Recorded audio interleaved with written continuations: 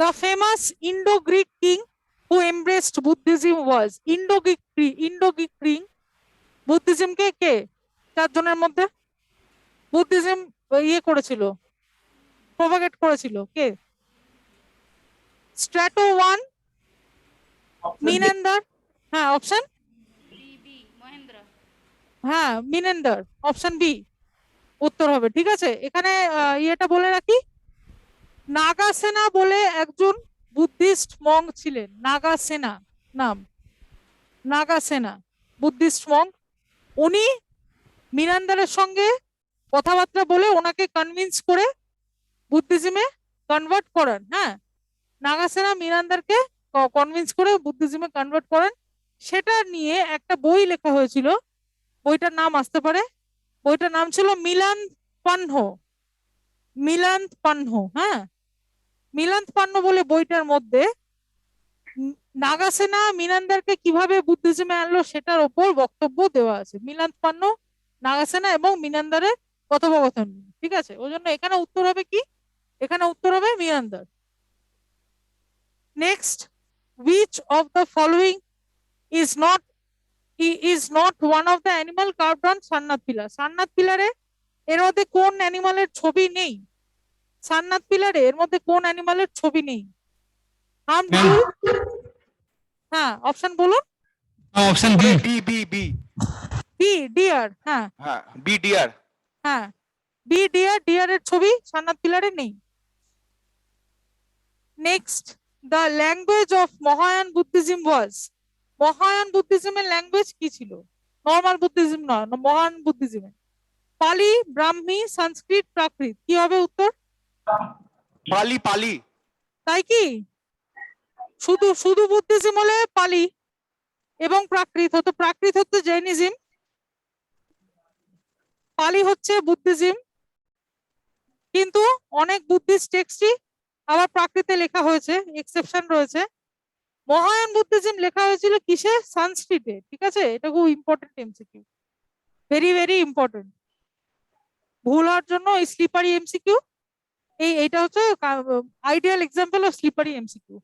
মহায়ান বুদ্ধিজমের ল্যাঙ্গুয়েজ ছিল সংস্কৃত, সংস্কৃতে মহায়ান বুদ্ধিজম রচনা করা হয়েছিল। যদিও বুদ্ধিজম সংস্কৃত ভাষার ইনিশিয়ালি কি হয়েছিল, বুদ্ধিজম সংস্কৃত ভাষার কমপ্লেক্সিটি দূর করার জন্যই কিন্তু তৈরি হয়েছিল, তাই না?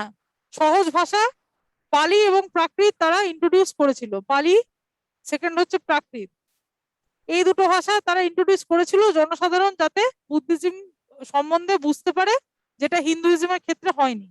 পরবর্তীকালে কি হলো, হিন্দুইজম থেকে লোকজনরা দেখছে যে মানে সংস্কৃতের পপুলারিটি ক্রমশ বেড়ে যাচ্ছে, সেই ক্ষেত্রে কি হবে, পালি প্রাকৃত ছেড়ে মহায়ান বুদ্ধিজম যখন শুরু হলো তখন সংস্কৃতের ওপরে লেখা আরম্ভ হলো। হ্যাঁ, শুরু হয়েছিল মহায়ান বুদ্ধিজম সংস্কৃত ভাষা কেন্দ্র করে।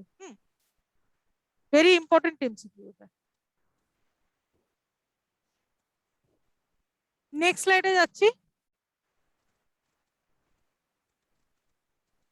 which of the following is not included in ত্রিরত্ন? ত্রিরত্নয় কোনটা ইনক্লুডেড ছিল না?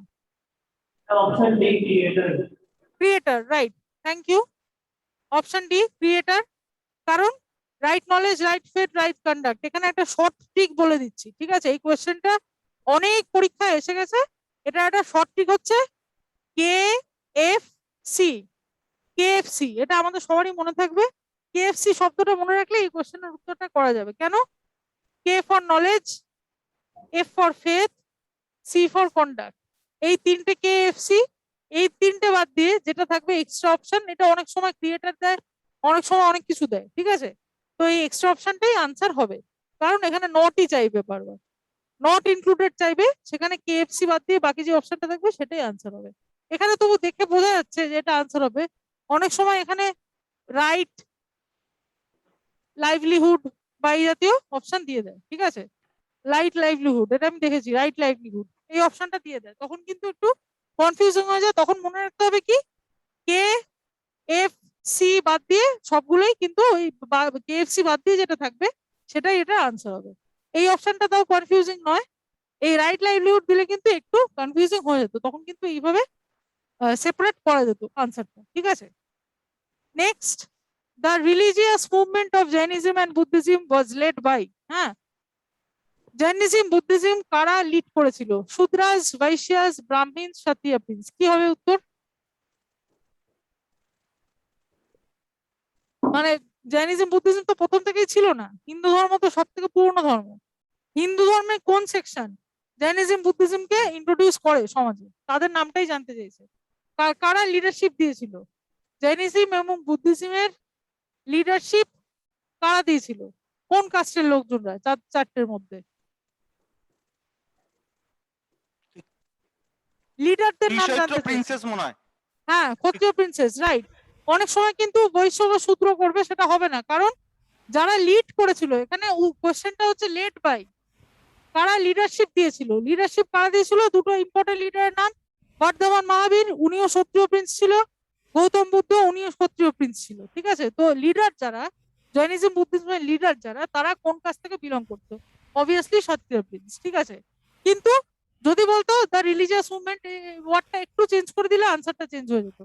The religious movement of Jainism and Buddhism was followed by, কারা ফলো করেছিল? কোন কাস্টের লোকজনরা বেশি ফলোয়ার ছিল? ফলোয়ারের নিরিখে সব থেকে বেশি ফলোয়ার ছিল শূদ্রাসরা। ঠিক আছে, যারা ফলো করতো জৈনিজম বুদ্ধিজমে, যারা কনভার্ট হয়ে গেছিল। ঠিক আছে, কারণ হিন্দুইজমে চারটে কাস্ট, ব্রাহ্মণ, ক্ষত্রিয়, বৈশ্য, শূদ্র। এবার শূদ্ররা যেহেতু সব থেকে বেশি অ্যাট্রোসিটিস এবং টর্চারের সম্মুখীন হতো, তারা ডিসাইড করলো যে আমরা হিন্দু ধর্ম ছেড়ে জৈনিজম বুদ্ধিজমে চলে যাব।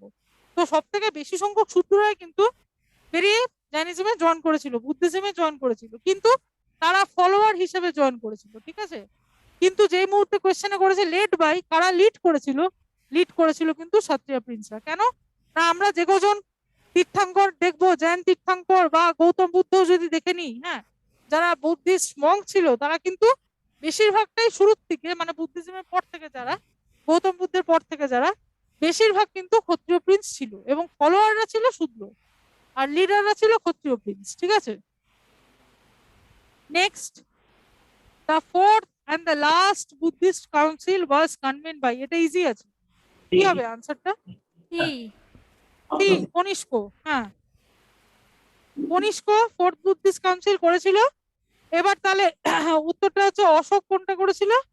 অশোক করেছিল থার্ড বুদ্ধিস্ট কাউন্সিল। ঠিক আছে, আর তার আগে দুটো কে কে করেছিল? ফার্স্ট বুদ্ধিস্ট কাউন্সিল কালাশোক,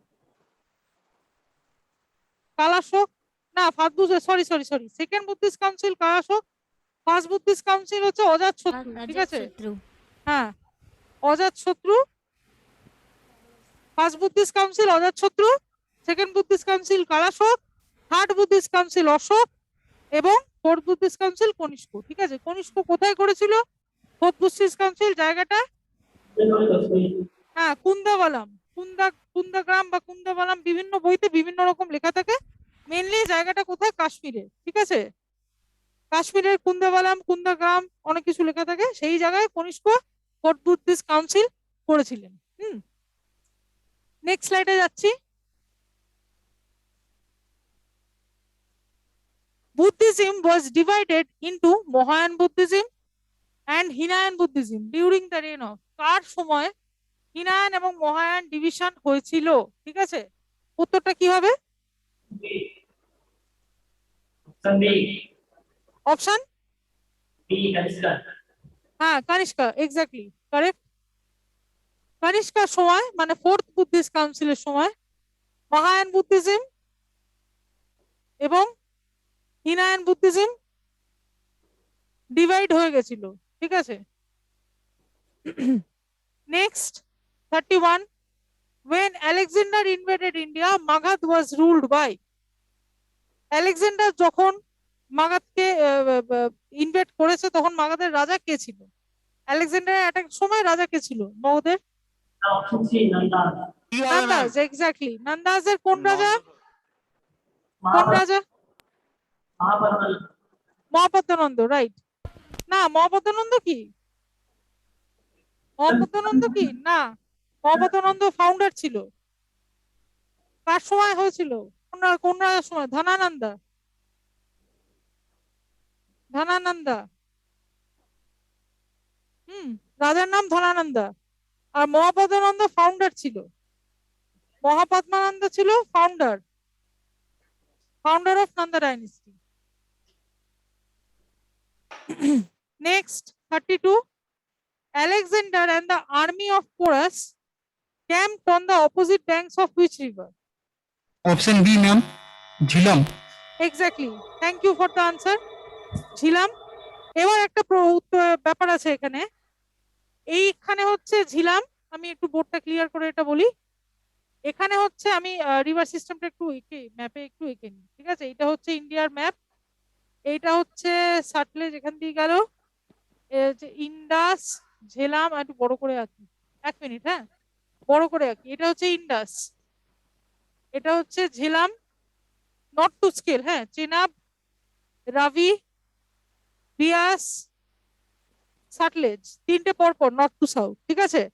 এইবার আলেকজান্ডার কি করেছিলেন, পোরাসের সঙ্গে যুদ্ধটা হয়েছিল ঝিলাম নদীর তীরে। পোরাস এখানে আলেকজান্ডারকে বাধাপ্রাপ্ত করে, প্রথমবার আলেকজান্ডার বাধাপ্রাপ্ত হয় ঝিলাম নদীর পারে পোরাসের সঙ্গে এসে। এবার তারপরে কি হয়েছিল, যুদ্ধ করার পরে অনেকটা এখানে সৈন্য ক্ষয় হয়েছিল, হ্যাঁ, আলেকজান্ডারের আর্মি কিন্তু এক্সস্টেড হয়ে গেছিল, অনেক ক্ষয়ক্ষতিও হয়েছিল, যদিও আলটিমেটলি পোরাস হেরে গেল। পরবর্তীকালে আলেকজান্ডার কি চেয়েছিলেন, আলেকজান্ডার চেয়েছিলেন পুরো ভারতবর্ষকে কঙ্কার করতে। সেটা কি উনি পেরেছিলেন? না, পারেননি। কেন? পোরাসকে তো উনি যুদ্ধে হারিয়ে দিচ্ছেন। তারপরে উনি নামতে নামতে কত দূর নেমেছে, রাবি নদীর তীর অব্দি নেমেছে, ঠিক আছে? রাবি নদীর তীর অব্দি নেমেই ওনার সৈন্যরা বলেছে, ওনার আর্মিরা বলেছে যে আমরা আর ফার্দার প্রসিড করব না। রাবি নদীর তীর অব্দি এসে ওনার আর্মিরা বলেছে আমরা আর ফার্দার প্রসিড করব না, আমরা টায়ার্ড, আমরা এক্সস্টেড, আমরা গ্রিসে ফিরে যেতে চাই, ইন্ডিয়া দখল করে আর কাজ নেই, ঠিক আছে? তার মানে কি, আলেকজান্ডার নিজের আর্মিদের জন্যই আর্মি বিদ্রোহ করে নিতে বাধ্য হয়েছিল। কোন নদীর তীরে এসে? সেইটা হবে রাবি নদীর তীরে, উত্তর হবে, ঠিক আছে? এটা আর একটু অ্যাডভান্স এমসিকিউ, যে রাবি নদীর তীরে এসে আলেকজান্ডার মানে একদম হাঁপিয়ে ক্লান্ত হয়ে গেছিল ইন্ডিয়া দখল করতে করতে। ওই জন্য পোরাস, আর মানে এখানে মেইন ব্যাপারটা হচ্ছে পোরাস ভার্সেস আলেকজান্ডারের যুদ্ধ হয়েছিল ঝিলামে, কিন্তু আলেকজান্ডার কত অব্দি পৌঁছেছিল সেটা হচ্ছে রাবি, ঠিক আছে? এটা হচ্ছে পুরো ব্যাপারটা। তারপর নেক্সট, আচ্ছা এটাই তো পড়লাম, হ্যাঁ, Alexander and the army of Porus, Alexander Porus দুজনে মিলে ঝিলাম নদীর তীর অব্দি এসেছিল। Next slide.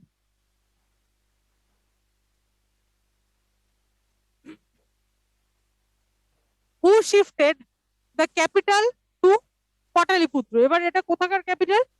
মগধের ক্যাপিটাল, ঠিক আছে? মগধের ক্যাপিটাল, হ্যাঁ, পাটালিপুত্রতে কোন রাজা শিফট করেছিল? উত্তর কি হবে? Option B, Ashoka. তাই না,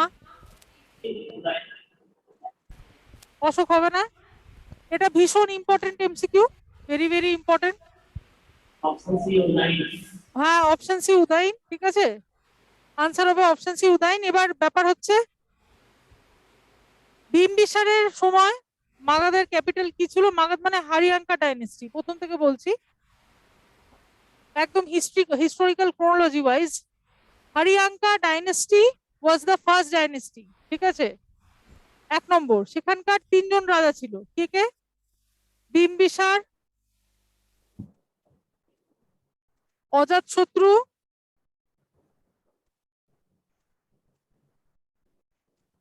উদয়ন, ঠিক আছে? এবার বিম্বিসারের সময়, অজাতশত্রুর সময় ক্যাপিটাল কি ছিল? রাজগীর বা গিরিবরাজ, ঠিক আছে?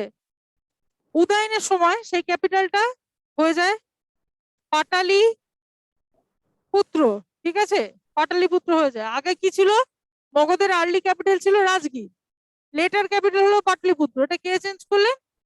বিম্বিসারের ছেলে অজাতশত্রু, অজাতশত্রুর ছেলে উদয়ন, ঠিক আছে? অজাতশত্রুর ছেলে উদয়ন প্রথম পাটলিপুত্রকে ক্যাপিটাল বানালো এবং রাজগীর পুরোনো ক্যাপিটাল থেকে শিফট করে, ঠিক আছে? তার মানে এই কোয়েশ্চেনটাকে রিফ্রেম করা যায়, who shifted capital to Pataliputra from Rajgir? From Rajgir দিয়ে দিলে কোয়েশ্চেনটা কমপ্লিট হয়ে যাচ্ছে, ঠিক আছে? সেটাও দিতেও পারে, উদ্ধ রাখতে পারে।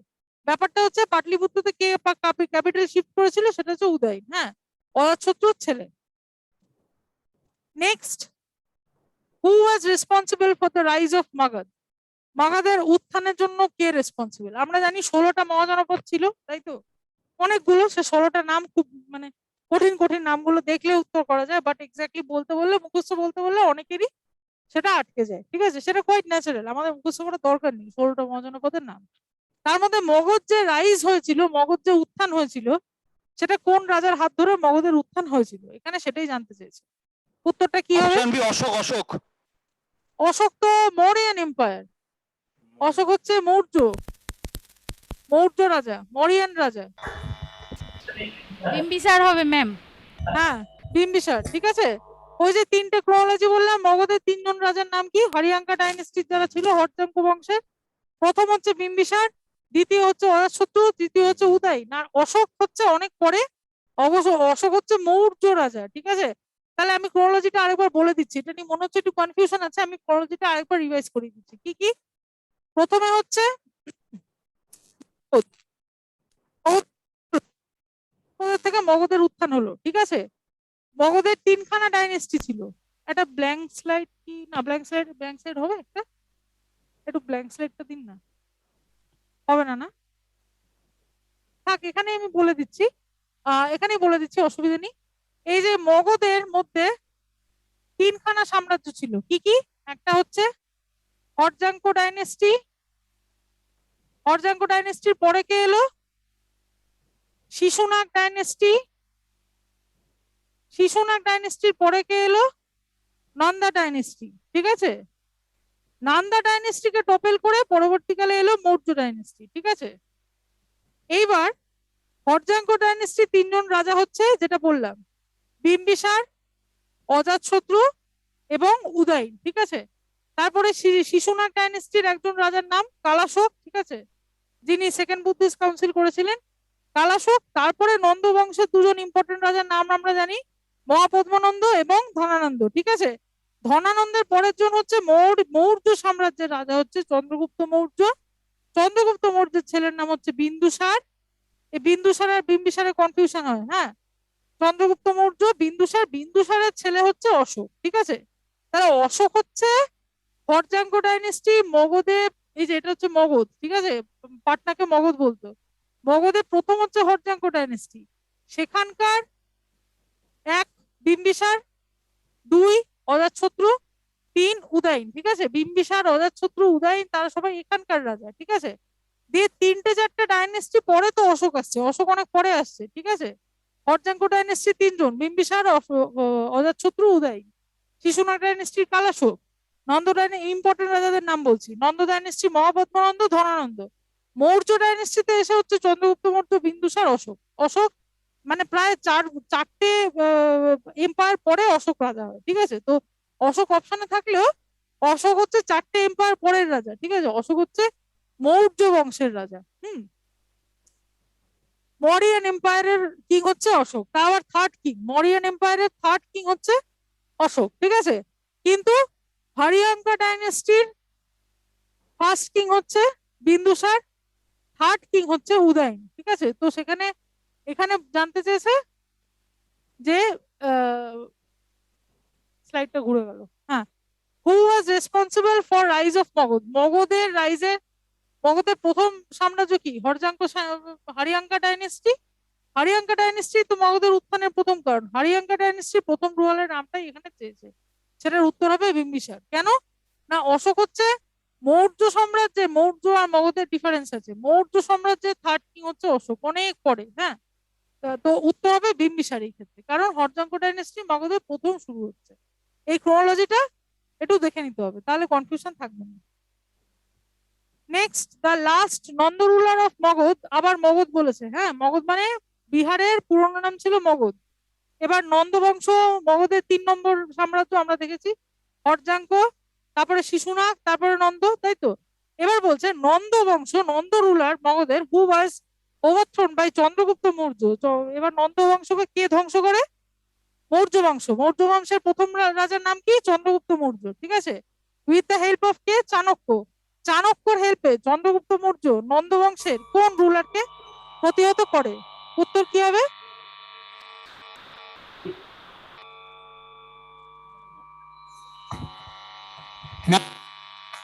ধননন্দ। হ্যাঁ, ধনানন্দ। আচ্ছা, আওয়াজটা কি বলবো? আওয়াজের একটা আওয়াজ আসছে, আওয়াজটা কোথা থেকে আসছে? হ্যাঁ, এবার ঠিক আছে, এবার ঠিক আছে। তার লাস্ট রুলার আবার বলছিলাম, যেটা বলি, নন্দ বংশের শেষ রাজা যাকে চন্দ্রগুপ্ত মৌর্য পরাস্ত করেছিল, সে হচ্ছে ধনানন্দ। ঠিক আছে, নেক্সট স্লাইডে যাই।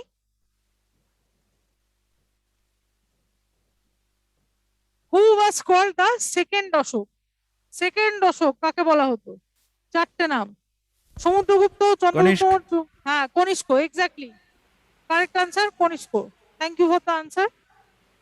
Next, which of the following divided the Mauryan society into 7 class? 7টা ক্লাসে ডিভাইড করেছিল কে? চারটে বইয়ের নাম, 7টা ক্লাসে ডিভাইড করেছিল, কোন বই? উত্তরটা কি হবে? অশোকার এডিক্ট, ইন্ডিকা, কৌটিল্য অর্থশাস্ত্র, নাকি বিষ্ণু পুরাণ? একটু ট্রিকি আছে, একটু ভেবে উত্তর। হ্যাঁ, এই ধরনের এমসিকিউ কিন্তু এবার বিসিএস প্রিলিমসে প্রচুর এসছে। দেখে সোজা মনে হচ্ছে, উত্তর করলে কিন্তু সোজা নয়। 7টা ক্লাসে কে ডিভাইড করেছিল মৌর্য সমাজকে? কোন বইতে লেখা আছে রেফারেন্স? একটু ভাবুন, আমাদের ভারতীয় সমাজে কি আদৌ 7টা ক্লাস আছে? তখন ছিল? তখন কাস্ট কিসের উপর ছিল? 4টে উপর ছিল, ব্রাহ্মণ, ক্ষত্রিয়, বৈশ্য, শূদ্র, তাই তো? এবার এক্সট্রা 3টের কথা এখানে বলা হচ্ছে, এখানে বলা হচ্ছে 7টা। তাহলে বাকি 3টে আবিষ্কার হলো কিভাবে? কে, কার মতে এটা মনে হয়েছিল? তার মানে ফরেনার কেউ হবে, কারণ যদি দেশের কেউ লিখতো তাহলে সে বলতো যে 4টে, কারণ সে সচক্ষে দেখতে পাচ্ছে। তা 7টা ক্লাস বলছে মানে সে তার মতে বলছে। আনসারটা কি হবে? ডি অপশন হবে, বিষ্ণু পুরাণ। বিষ্ণু পুরাণ? না, কি হবে? আসানসোল? হ্যাঁ, ইন্ডিকা, ইন্ডিকা উত্তর হবে। ইন্ডিকা কে লিখেছিল? ইন্ডিকা লিখেছিল মেগাস্থেনিস, মেগাস্থেনিস। স্পেলিংটা হয়তো একটু ভুল হয়েছে, ঠিক আছে, একটু কারেকশন করে নিও। মেগাস্থেনিস লিখেছিল ইন্ডিকা। মেগাস্থেনিস কে ছিল? গ্রিক একজন রাজার কোর্ট পোয়েট ছিল। উনি ভারতে এসে ওনার মনে হয়েছিল 7খানা ক্লাস আছে, 4টে নয়। তাই জন্য উনি ওনার বই ইন্ডিকাতে বলেছিলেন যে ভারতবর্ষে 7টা ক্লাস আছে, যদিও সেটা মানে সত্যিতে ছিল না, বাস্তবে তো 4টে ছিল। ঠিক আছে, এবার ওনার মনে হয়েছে গ্রিক মাইথোলজি অনুযায়ী, গ্রিক মাইথোলজি অ্যাপ্লাই করে এখানে উনি দেখেছিলেন, দেখে উনি ডিডিউস করেছিলেন যে ভারতে 7টা ক্লাস আছে। এটার উত্তর হবে ইন্ডিকা মেগাস্থেনিস। ঠিক আছে, next, who was not the part of Mauryan dynasty? 4জন রাজার নাম আছে, এর মধ্যে কে অজাতশত্রু। মৌরিয়ান? হ্যাঁ, এক্স্যাক্টলি, অজাতশত্রু মৌরিয়ান ডাইনেস্টির পার্ট নয়। অজাতশত্রু কিসের? হরিয়াঙ্কা ডাইনেস্টির part. Haryanka dynasty second ruler, একটু আগে যেটা বলছিলাম, ক্রোনোলজিটা মনে রাখতে হবে। অজাতশত্রু হরিয়াঙ্কা ডাইনেস্টির সেকেন্ড রুলার, বিন্দুসার হচ্ছে মৌরিয়ান ডাইনেস্টির সেকেন্ড রুলার, চন্দ্রগুপ্ত মৌর্য হচ্ছে মৌরিয়ান ডাইনেস্টির ফার্স্ট রুলার। আর নান অফ দ্য অ্যাবভ তো হবেই না। ঠিক আছে, তো উত্তর হচ্ছে অজাতশত্রু, কারণ উনি হরিয়াঙ্কা ডাইনেস্টির রুলার ছিলেন। নেক্সট স্লাইডে যাচ্ছি।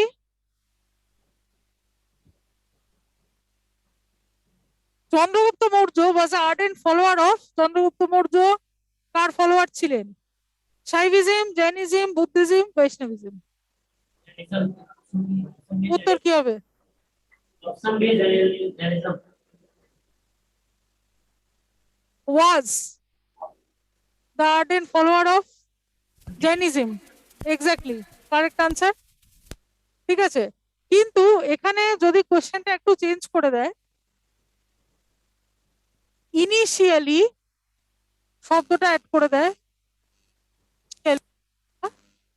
আর্লিয়ার ইন হিজ লাইফ, এরকম দেবে। হ্যাঁ, আর্লিয়ার ইন হিজ লাইফ মানে ওনার জীবনের প্রথম অধ্যায় উনি কিসের আর্ডেন্ট ফলোয়ার ছিলেন, এই শব্দটা এখানে মিসিং বলে কিন্তু জৈনিজম উত্তর হয়েছে। বিসিএস প্রিলিমসে এরকম কোশ্চেন কিন্তু এসছে, আগামী পরীক্ষাগুলো তো আসতে পারে। আর্লি ফেজের, চন্দ্রগুপ্ত মৌর্যের আর্লি ফেজে উনি কার উপাসক ছিলেন? শিবের উপাসক ছিলেন, ঠিক আছে, Shaivism.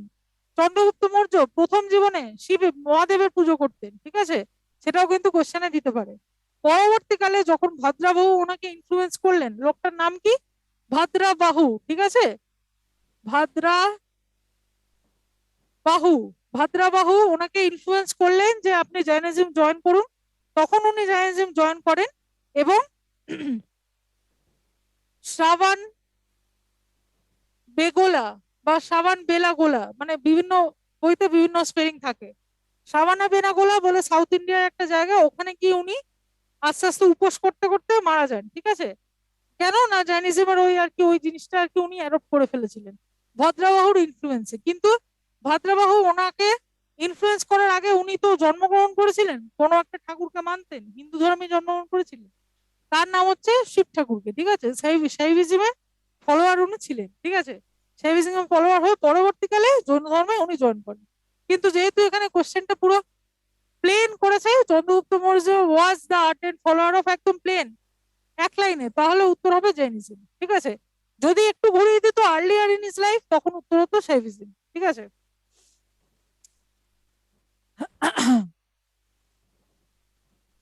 The monk who influenced Ashoka to embrace Buddhism, তার মানে কি?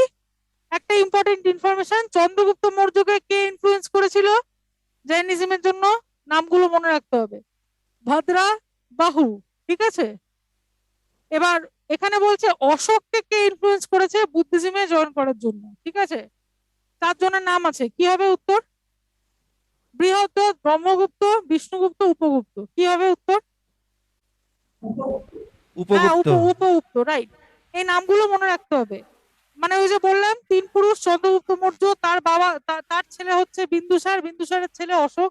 চন্দ্রগুপ্ত মৌর্য জৈনিজম, বিন্দুসার হচ্ছে আজীবিকা, আর অশোক হচ্ছে বুদ্ধিজম, ঠিক আছে। চন্দ্রগুপ্ত মৌর্যকে কে ইনফ্লুয়েন্স করেছিল? Bhadrabahu.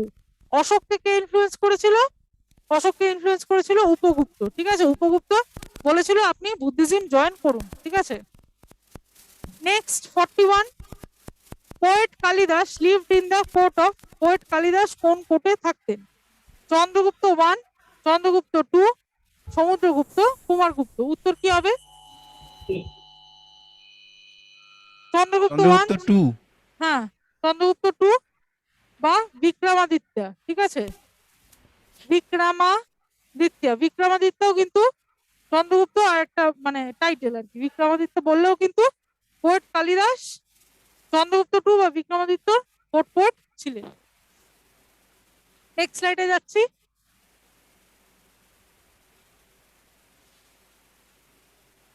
Whose reign in Indian history was called the golden age of India? golden age কোন এম্পায়ার কে বলা হতো? ইজি আছে, উত্তরটা দিয়ে দিন। গোল্ডেন এজ কোন এম্পায়ার কে বলা হতো? গুপ্ত এম্পায়ার। গুপ্ত এম্পায়ার, রাইট। এটার এক্সপ্লেনেশনটা কি? কেন বলা হতো? কারণ তখন জিডিপির নিরিখে আমাদের ভারতবর্ষ সবসময় জিডিপি একটা ইম্পর্টেন্ট ফ্যাক্টর।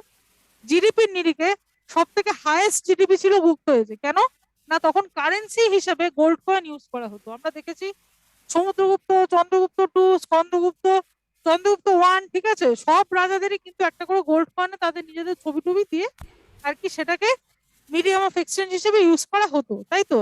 তার মানে কি, যখন কারেন্সি গোল্ড ইউজ করা হচ্ছে, তার মানে কিন্তু সেই রাজ্য, সেই দেশ কিন্তু খুবই বিত্তশালী। সেই জন্য ভারতবর্ষের হাইয়েস্ট জিডিপি, সব থেকে বেশি বড় লোক ভারতবর্ষ কার আমলে ছিল? গুপ্ত সাম্রাজ্যের আমলে।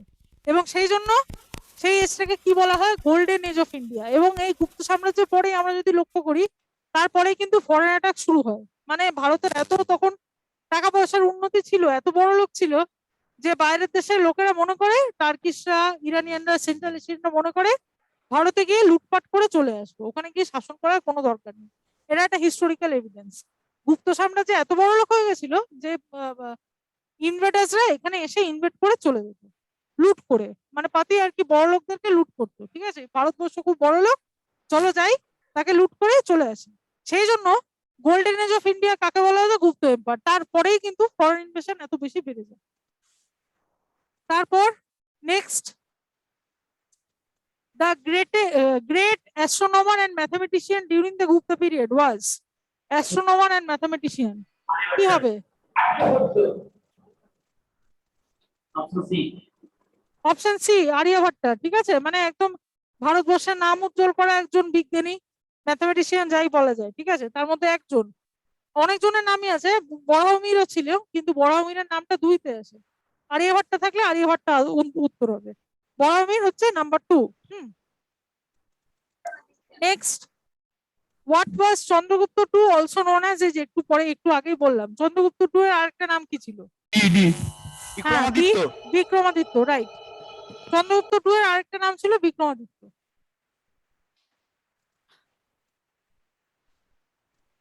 নেক্সট স্লাইডে যাচ্ছি।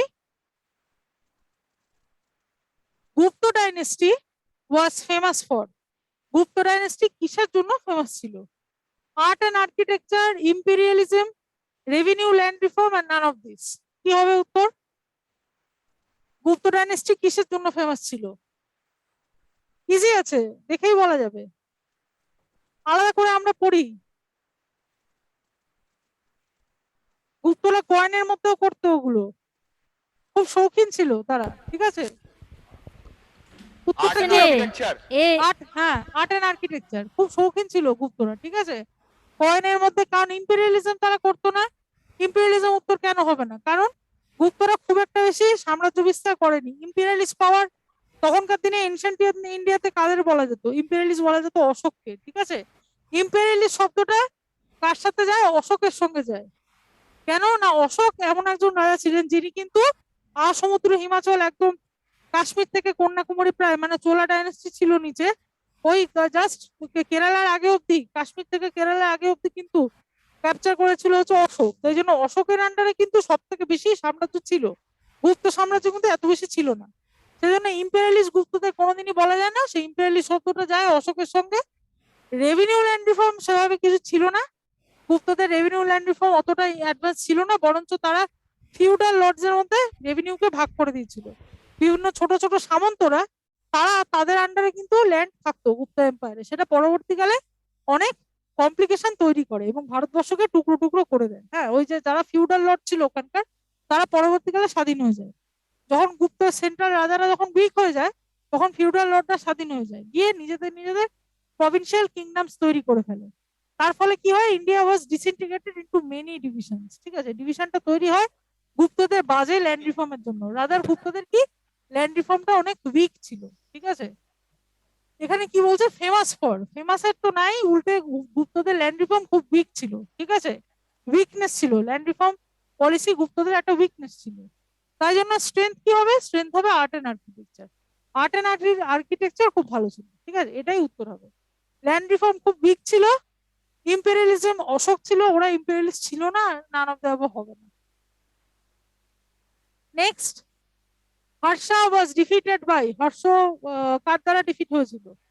কোন রাজা হর্ষকে পরাজিত করেছিল? Option D.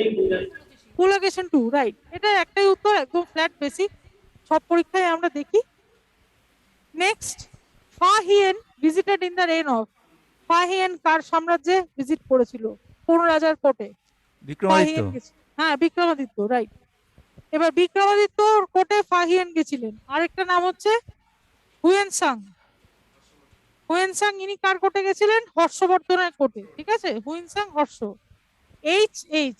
ঠিক আছে, বিক্রমাদিত্য, ফাহিয়েন, এই দুটো রিলেটেড ইনফরমেশন মনে রাখতে হবে। নেক্সট স্লাইডে যাচ্ছি।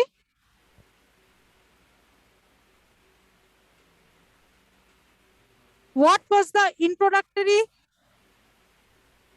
এটা কি লেখা? আচ্ছা, ক্যাপিটাল হবে, এটা একটু প্রিন্টিং মিস্টেক আছে, CAPITAL, ক্যাপিটাল। হ্যাঁ, what was the introductory capital of Harshavardhana? Thaneshwar. Thaneshwar, exactly, right answer, Thaneshwar. এটা কিন্তু ইম্পর্টেন্ট এমসিকিউ। হ্যাঁ, এটা মার্ক করে নেবে, সবাই খাতায় লিখে নেবে, এটা কিন্তু আনকমন আছে, দিতে হবে। থানেশ্বর হচ্ছে হর্ষবর্ধনের ইনিশিয়াল ক্যাপিটাল। থানেশ্বর থেকে উনি পরবর্তীকালে কোথায় শিফট করেন? কানজে শিফট করেন, এবং কানজ তখন হয়ে যায় centre of power. Kannauj centre of power হিসেবে প্রতিষ্ঠিত হয়। Next, who propounded the theory of zero, zero theory কে? আর্যভট্ট। আর্যভট্ট, রাইট। এটা একদম flat answer. Next, which ruler Skanda- prevented India from Hun invasion? কে? স্কন্দগুপ্ত। স্কন্দগুপ্ত, রাইট। স্কন্দগুপ্তর বিশেষ কোনো অ্যাচিভমেন্ট নেই, উনি হুন ইনভেশনকে রক্ষা করতে গিয়ে ও অভ্যন্তরীণ ভাবে তেমন কিছু করতে পারেন না, কারণ বাইরের শক্তি তখন এত বেশি শক্তিশালী হয়ে যায়। আগের ক্লাসে আমরা এটা নিয়ে আলোচনা করেছি যে স্কন্দগুপ্ত খালি বর্ডার সিকিউরিটি ফোর্স ইয়ে করতে করতে, বর্ডার সামলাতে সামলাতে উনি ভেতরে আর কিছু করতে পারেন না। তো হুন ইনভেশনকে আটকানোই স্কন্দগুপ্তর একমাত্র অ্যাচিভমেন্ট বা ইম্পর্টেন্ট অ্যাচিভমেন্ট বলে ধরা হয়। আমরা ইন্ডিয়ান হিস্ট্রির এই 50টা এমসিকিউ আজকে সলভ করলাম। এরপরে আমরা যাব হচ্ছে ইন্ডিয়ান জিওগ্রাফি এবং ইন্ডিয়ান পলিটি। ইন্ডিয়ান জিওগ্রাফি এবং ইন্ডিয়ান পলিটি নেক্সট এমসিকিউ সিরিজে আমরা যাচ্ছি।